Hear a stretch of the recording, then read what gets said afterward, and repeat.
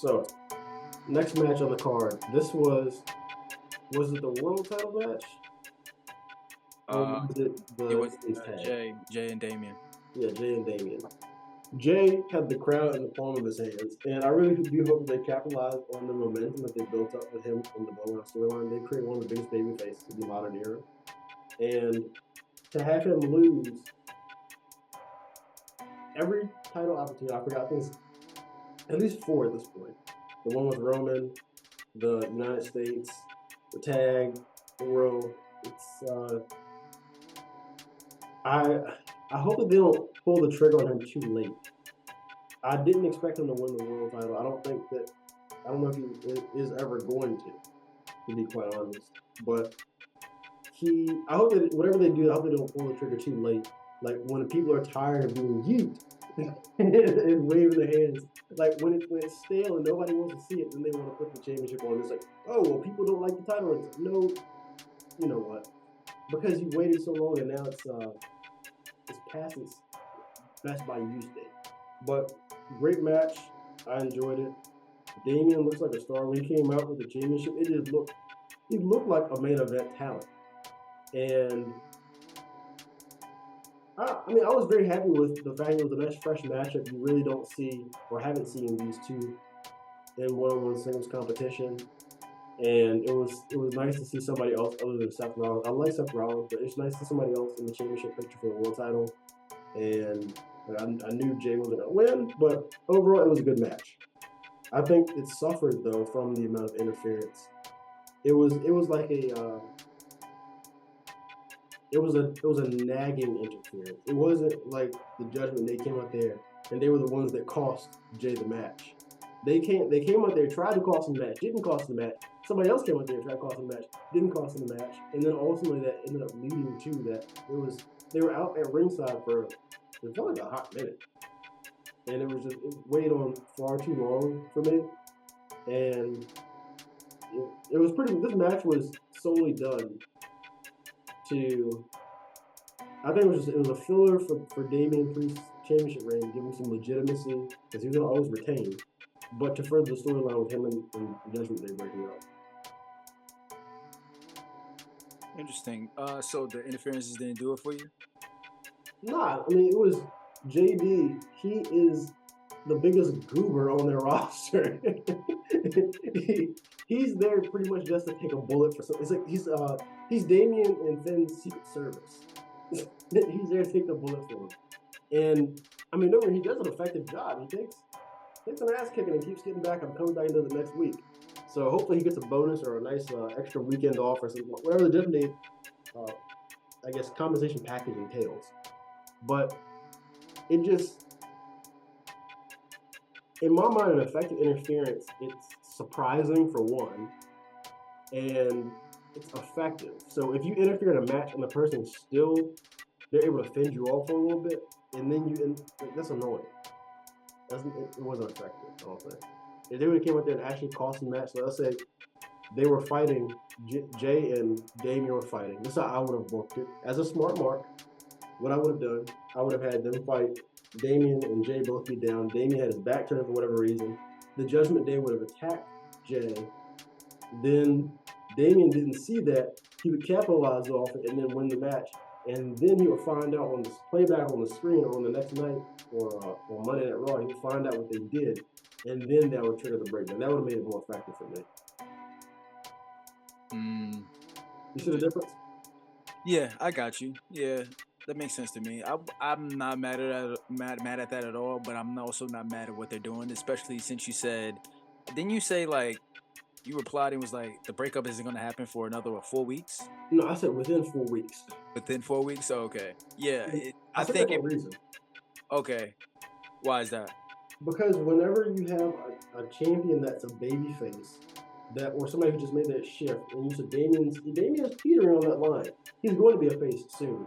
Right now he's kind of like a tweener or a cheered face or a cheered heel. But whenever you have somebody like that that's in a faction, from a storyline standpoint, baby faces don't typically do factions because it's hard to get the sympathy of the fans when you have the numbers advantage and you're the ones kicking people's asses.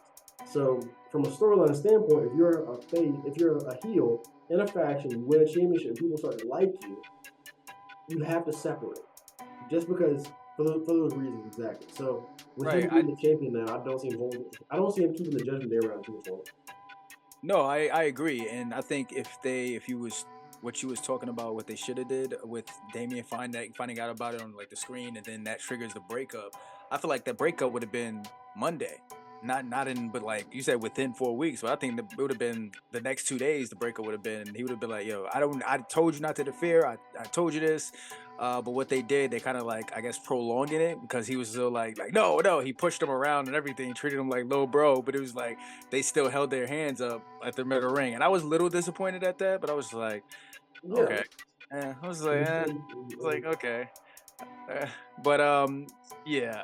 As far as the actual match, I didn't have a problem. I think when you said Damien will be a babyface soon, I think somebody needs to tell him that because it seems like it seems like he wants to be the heel so bad, and just like Damien, they like you. You don't have to like they like you, Damien. He's like him looking at the crowd. To be honest, a lot of the heel stuff he did in the match didn't really work for me because I feel like he should be a baby Like face. what?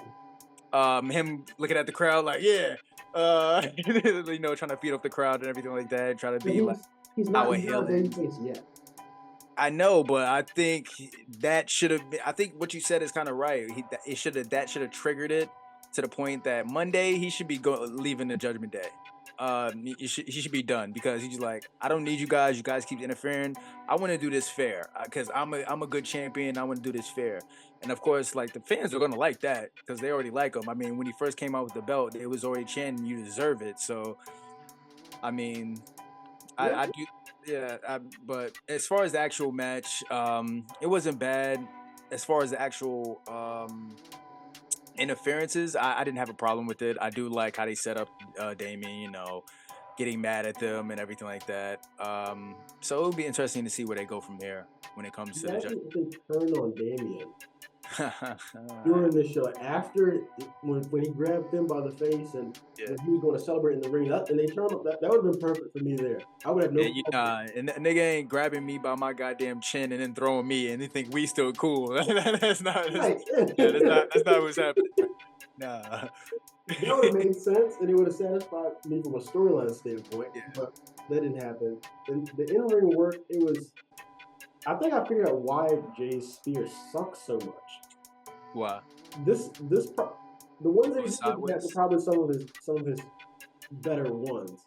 But when he does a spear, he jumps in the air and he stands still, so the opponent is running at him. He doesn't drive through them. And so therefore that's why it looks like it has no impact and it looks so damn weak. Because all he's doing is jumping straight up in the air. So I'm making my axes. The opponent is coming towards him and he just jumps. And then they fall. That's all they're doing. And if that's what you're gonna do, Jay, please stop. And watch some footage of Roman. Watch some footage of Goldberg. Watch some footage of Rhino. Funny thing enough, Rhino, he was right during the show. Becky didn't have a match, but during the show, I saw somebody had tweeted a picture of Rhino doing Becky Lynch's hair. It's like I did not have this on my 2024 bingo card. It was him and two women doing her hair. They were putting like lock. They call them lock. I'm struggling to say that, but the L word. They were trying to say that they were giving Becky locks. She does not have locks. That's not what they were doing. But they were braids. But they were doing whatever. It was just strange. But anyhow, but watch some footage of Rhino, the gore just running through folks. That's what. If Jay's gonna continue to use the spear and make that a key part of his arsenal, he needs to step it up when it comes to that. But other than that, I like his. He used more moves than he did in his match with Jimmy. I saw a side suplex. I saw a back body drop or something. His moveset is one of his weakest points. I mean, I think that as a character and on-screen presence, he has the fans where he wants them. But now that we're here and everybody's behind him, we need to to see something else. You know, that's just what I'm saying. Damian, this was a great opportunity for him. I like how they showcased that he was a striker. He has a mixed martial arts background or something like that, I believe. I think he trained in something, but he was kicking Jimmy, or excuse me, kicking Jay. And then I did have one thought. So they called it the Razor's Edge now. Damian used to call it something different, but you know what I'm talking about. The powerbomb where he just throws them. That move looks so devastating. Why does he never win matches with that? That's a very effective finisher. Yeah, I'm not sure. I guess He used to. Yeah, he did. I'm pretty certain he used to. Then he started doing the South of Heaven choke slam, which I don't like it as much as the other one. As a finisher, it doesn't do it for me. I would much rather him switch to doing Razor's Edge. I think when it comes to that, also what I didn't like about it was the whole bunch of super kicks, specifically from Jay. I think I threaded it was like Triple H said, Jay, how many super kicks you want to do? Jay was like, yes.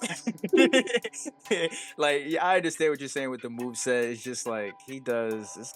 I was honestly thinking that during the match. It's like it's kind of getting boring, Jay. There's like, not a lot of depth. It's not. He has more depth than Jimmy, which that's not saying much. I think he might have 2 more moves than Jimmy. Yeah. He's not like an AJ Styles, for example. Like AJ Styles is a Swiss Army knife when it comes to things he can beat you with. We'll get to him later. Yeah. Yeah, the match was like me and you expected Damian to win, so. What's next for Jay? Good question. You said he's probably not gonna win an actual title, which is like, damn. I hope not. And I agree. I hope he does. Who's he gonna beat? Yeah. He's gonna beat Damian. He's not gonna beat Sami Zayn. Maybe they needed to do like a mid-tier belt for him first, like an Intercontinental Championship or something like that. That's what I'm saying. That's the same thing. Maybe go against Logan Paul or something. I don't know, man. He's stuck, man. You want him to wrestle Ricochet for the Speed title? Ricochet got something to say about that. Congratulations, Ricochet. I do like Ricochet, and he was the right person to win that. But that title does not have it's a new title that hasn't been established. It doesn't have legitimacy. Ricochet is also about the same. If you look at how they book their talent, they don't have him on the same level. Like if you put Jay and Ricochet in a match against each other, you know that Jay's gonna win. It's just certain wrestlers. That's how I use it as an equivalence of things. Like if these 2 wrestlers in a match, who are they easily going to book? And it's easy to tell who they're going to win. They're not on the same level. Not saying that Ricochet isn't a great in-ring talent or a phenomenal wrestler, tremendous athlete, but in terms of his trajectory, their plans for him as an organization, as a company, they're not using him in the same way that they're using Jay. That's just the way. So I don't know what they do with Jay next. That's why I'm afraid that they're gonna burn out the hype because there's nothing for him to do. Yeah. It'll be disappointing if he does continue that. I was thinking maybe they're waiting for Jimmy to come back and maybe do something with Jimmy, but I think it'll be kind of a mistake. I think it'll be kind of a mistake to put him back in the tag team and really disrupt that main event Jey Uso vibe and him coming out and doing the whole. Unless Jimmy gonna come out and join him in doing it, but it's just not really the same. Double the amount of super kicks. Yes. Yeah, we want that. We definitely want that. Yeah, so yeah, it'll be interesting. It's a little bit disappointing because, like you said, the WWE is filled with so much talent. So it's just you don't have enough belts to fill it. Yeah. And nor should they create more belts. I think what they have now is the perfect amount. The speed was pushing it. But that's my biggest qualm with the match is that from here, I don't know when the hell Jay goes. He has to find something to do. And he's on a separate show from the Bloodline. It was just a neat bit where he was in the back and Solo and Tamatanga and Tangaloa, they walked past him. But he's not going to interact with them for a bit, I don't imagine. Yeah, probably. Anything else you have that match? No, I just mark my words. Next 4 weeks. If it happens Monday, that's within 4 weeks.